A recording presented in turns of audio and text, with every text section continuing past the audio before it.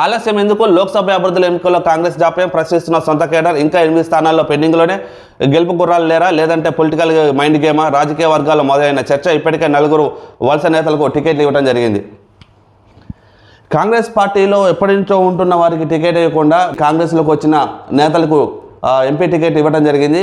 అలాగే ఇంకా 8 స్థానాలు పెండింగ్లోనే ఉన్నాయి. ఇంతవరకు 8 స్థానాల్లో ఎందుకు ప్రకటించలేకపోయారని చెప్పేసి ఆ కేడర్ కాంగ్రెస్ పార్టీని అధిష్టానాన్ని ప్రశ్నించడం జరుగుతుంది. ఒకవేళ అక్కడ ప్రతిపక్షాలకి ఎదుర్కొనే నేతలు లేరని చెప్పేసి, లేకపోతే మీరు అసెంబ్లీ ఎన్నికల్లో రేవంత్ రెడ్డి గారిని చూసే ఓట్లు పడ్డాయి, లేకపోతే ఇప్పుడు లోక్సభ ఎన్నికల్లో బీజేపీ గెలుస్తుంది, బీజేపీ తరపున కేంద్రంలో మోదీ గారు ఉన్నారు కాబట్టి మోదీ గారు హవా నడుస్తుంది, మోదీ గారు ఖచ్చితంగా గెలుస్తారని ఒక అనుమానం అయినా మీకు ఏమైనా ఉందా? లేదంటే ఎందుకోసం అని చెప్పేసి ఇంకా జాప్యం చేస్తున్నారు?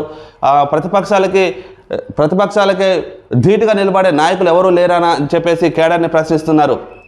లోక్సభ అభ్యర్థుల ఎంపికలో కాంగ్రెస్ చేస్తున్న ఆలస్యంపై ఆ పార్టీ కేడర్ ప్రశ్నిస్తుంది. అధికారంలో ఉన్న జాప్యం చేయడంతో పాటు అభ్యర్థులు ఎంపిక విషయంలోనూ అసంతృప్తి వ్యక్తం చేసింది. ఆ పార్టీ ఆయా సెగ్మెంట్లలో ధీటైన అభ్యర్థులు దొరకపోవడం లేదా, లేక పొలిటికల్ గేమా అనే భాగంలోనే జాప్యం చేస్తుందా అనే డిస్కషన్ పొలిటికల్ వర్గాల్లో జరుగుతుంది. ఇప్పటి వరకు 9 స్థానాలకు అభ్యర్థులను ప్రకటించగా అందులో ఏకంగా 4 స్థానాలు వలస నేతలకే. టీఆర్ఎస్ నుంచి వచ్చిన వాళ్ళకి కట్టబెట్టేశారు. అది బీఆర్ఎస్ నుంచి వచ్చిన వాళ్ళకే కట్టబెట్టారు ఆ 4 సీట్లు కూడా. మరి ఇంతవరకు కూడా ఇంకా కొన్ని స్థానాలు మిగిలే ఉండే. ఆ స్థానాలలో ఇంకా అభ్యర్థులను ఎందుకు ఎంపిక చేయలేకపోతున్నారు? ఒక ఎంపిక చేస్తే మీరు మైండ్ గేమ్ ఆడుతున్నారా? అంటే ప్రతిపక్షాలు ఎంపిక చేసిన తర్వాత మీరు అభ్యర్థులను నిలబెట్టాలా అని అనుకుంటున్నారా అని చెప్పేసి ఆ కేడర్ మాత్రం అధిష్టానాన్ని ప్రశ్నించడం జరుగుతుంది.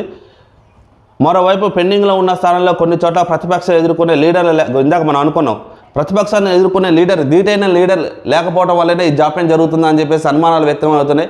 ఒక బీజేపీ హవా నడుస్తూనే ఉంది, ఒక పక్క బీఆర్ఎస్ పార్టీ కూడా వారి యొక్క అభ్యర్థులను ఇంతవరకు బీఆర్ఎస్ పార్టీ లోక్సభ ఎన్నిక బరిలో ఉండకపోవచ్చు అని చెప్పేసి అనుమానాలు వ్యక్తమైనాయి. కానీ గులాబీ బాసు కేసీఆర్ గారు మాత్రం వారి పార్టీ తరఫున కూడా అభ్యర్థులను ప్రకటించడం జరుగుతుంది. ఒక పక్కన బీజేపీ నుంచి కూడా అభ్యర్థులను ప్రకటించడం జరుగుతుంది.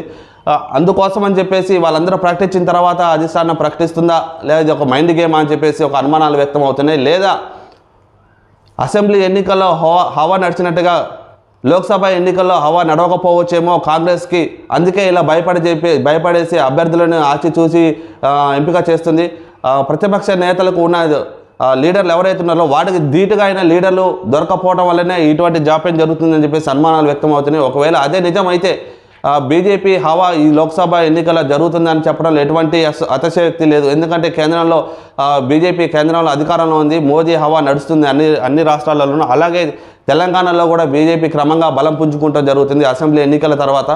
ఆ క్రమంలోనే బీజేపీ పార్టీ వారి యొక్క అభ్యర్థులను ప్రకటిస్తూనే ఉన్నారు. ఇప్పటివరకు కాంగ్రెస్ పార్టీ అభ్యర్థులను ప్రకటించడంలో జాప్యం జరుగుతుంది.